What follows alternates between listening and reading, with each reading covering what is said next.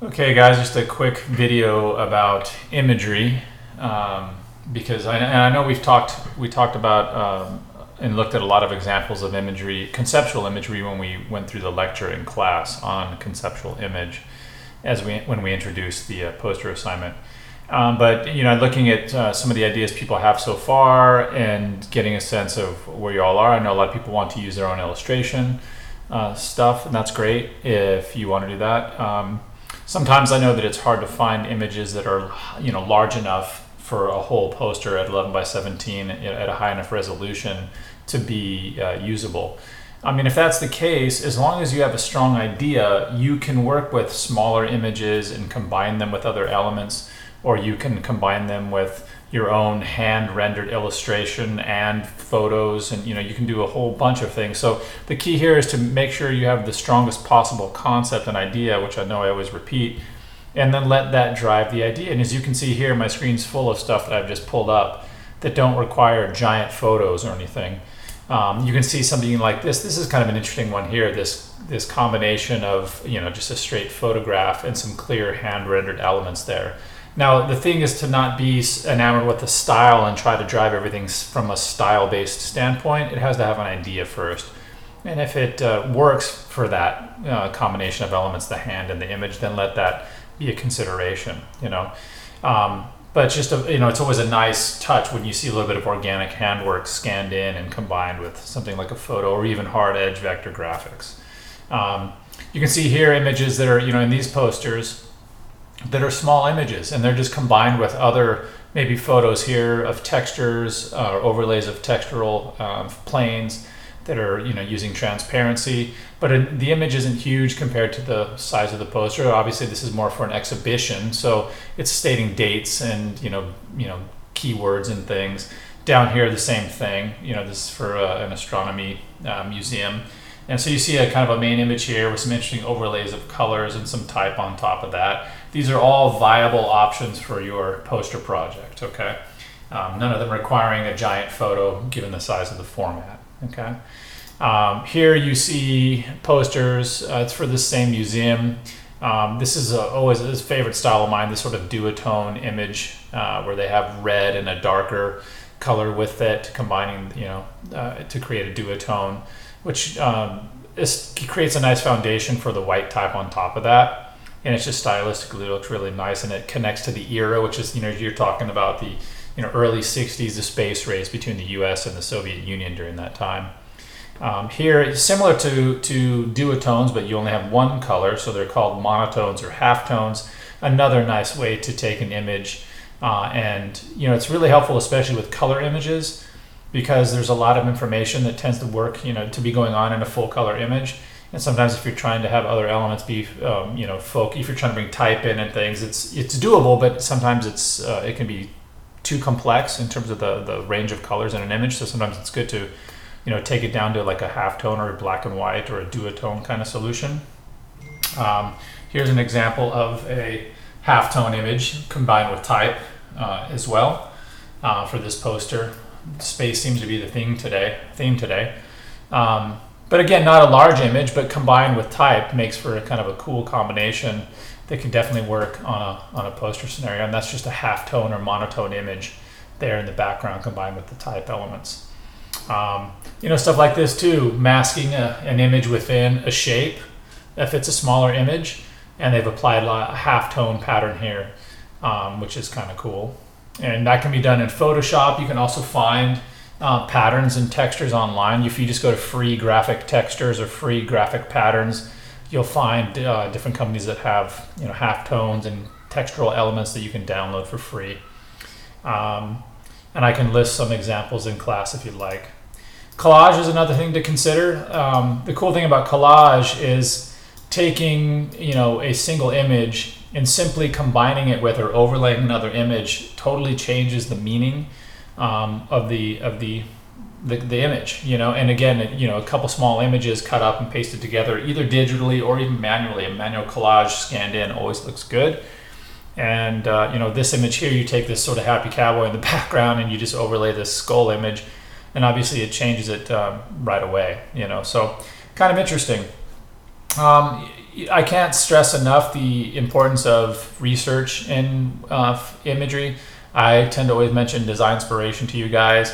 Here I just searched concept image poster, just as a kind of a general search criteria. You can go on and search whatever you want, but you can scroll through here and see so many things that could potentially spawn ideas. Just by checking them out and getting a vibe and seeing what's happening. You might be drawn to something that goes, oh, okay, my idea could totally work with this approach. Not that you're taking it and copying it, that's not the idea, but it's okay to get inspiration from other places and be able to utilize them as possible directions. Again, it's interesting how looking at things that they don't even necessarily have to be totally related, but they can spark ideas that are really interesting. So you can go through all kinds of examples on this design inspiration site. Okay, I mean these are more photo based. If you look at illustrations, you can look. I looked up concept illustration here. You can scroll through here and see everything from very complex style illustrations to very minimal and flat and 2D. Like this is pretty flat and 2D here. And this is obviously a conceptual image to state, making a statement about maybe someone's thoughts on the states of the union here. And just a flat graphic, very illustrator based, simple shapes, but there's an idea in there. And you can see any number of styles down here. Pretty cool. Okay. So, when it comes to imagery, we were talking about the halftones and things. Actually, here's another one that I want to show you. There's another example of collage, which was kind of cool. Again, even if you mess with the planes in the image, this is obviously kind of put together in a way that it's not realistic, but there's something really interesting about it. And it kind of just changes our perception of what's happening in the photo. If I take an image, say like, here's a straight black. Well, this is not black and white actually. This is an image that's has a little bit of color in it, as you can see, even though it looks black and white. I can take an image like this, or any image, and if I want to make it into that halftone, this one actually works nicely because it is this sort of black and white-ish tone where there's not a lot of visual information going on. You can see where if this was color, there'd be a lot more happening. This would be a far more complex image. The vignetting definitely helps to sort of create the focus here on this building, which is the focus of the photo. If I wanted to change it, I could go to image mode and grayscale. I would discard the color there. So you can see that's the actual grayscale image there. And then you can go to image mode, duotone. And it'll default to whatever color you have selected in here. This is a monotone or halftone, like I was saying. So just a one color version of that image now. And you can go through here and you can select, I have it selected here for Pantone CMY coded, which might not be bad for your poster projects and since you'll be printing in CMYK. And you can scroll through and put any number of colors in here, whatever you like. If you want another color there, and you can change it to whatever you want. All right, and it's totally your call, depending on what works for your image. You can also create a duotone, which then you would just put in another color. A lot of times you'll see black plus a color in a duotone photo, something like this, so you still get that depth happening. But you can apply any number of colors here, and you'll get the combination of those two colors, okay? Which may work for you, may not, okay? And some combinations will just look like a halftone image, okay? But I tend to like the halftone look, just a one color image, pretty cool. Once you have a halftone or a duotone image that you like the color you've selected and it has enough of the characteristics you want, you're gonna wanna go back to image mode and change it back to RGB, okay? Because then you can have more options here for adjustments, image adjustments, okay? So I can go in and adjust my levels on the image and make it, a little bit brighter, put a little dark, maybe a little darker shade in there for just a little more depth. You can push extremes too. These adjustment layers you'll learn more about them in a Photoshop class. Things like curves, this is what you might have learned in a photo class too if you're trying to, work with image editing. They've probably taught you a lot about that, but this is stuff that you can, even if you don't know it in depth, you can go through and explore your image adjustments and have fun with, you know, getting a sense of what works. Again, what it looks like on your screen is going to be very different than what it looks like in print, so you're always going to want to be test printing. Things like brightness and contrast I don't use a lot, but you can push them for extremes just to see what happens. If you push contrast, you know, here it's, you know, it almost posterizes the image in a way. If I push the brightness up, if I take it way down, it goes, you know, obviously super dark and other things start to happen. You know, those are just things you can explore if you want. If you do stuff like that, kind of an extreme adjustment, you know, you can always bring down the opacity on that layer to sort of minimize the effect if you want to. There are a lot of different things you can do. If you can also sometimes, if I hit Command J, if I select my layer here, and I hit, if I hit Command J or Control J, I copy that layer. I can now go in and make adjustments to that layer. Say I want to go for a, I don't know, halftone effect or something. Here you're going to have to kind of explore, or you can look up, you know, halftone settings. And I just kind of go for it typically. Your number, you know, the radius is the number, you know, the pixels here, I want it to tend to be a smaller halftone versus larger dots. You can see what starts to happen there. It's like, where'd my image go? But you can just take that if you want and overlay it, or use like a multiply blending mode, and then bring down the opacity a little bit if you want. You know, and you can start to see that halftone effect.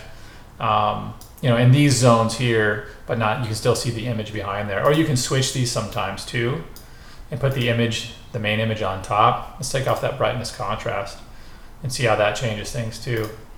And if I go back to here, and I'll put that back to normal and at 100%, and then I can overlay this image, multiply that image on top. And, you know, I can go back to this image here and go, okay, maybe I should bring that down a little bit in terms of opacity, so it doesn't totally dominate. There are a lot of ways you can play with this. You can also, like, if you want to go to your threshold here, this creates, you know, this type of effect is very graphic and very posterized, and you can adjust this here in whatever way you want to adjust it. You know, you can see that if you go, especially when you have that halftone pattern applied, it can create some cool stuff along the edges here. And you know, this is going to be obviously pretty distorted, but you can go in here and then take that. Let's go back to here. That fully opaque. Okay, go back to this image. And see, what's going to happen is if you have that threshold on, it's going to make your image black and white, so it doesn't matter what's happening down here. But you can easily fix that by adding color on top of that.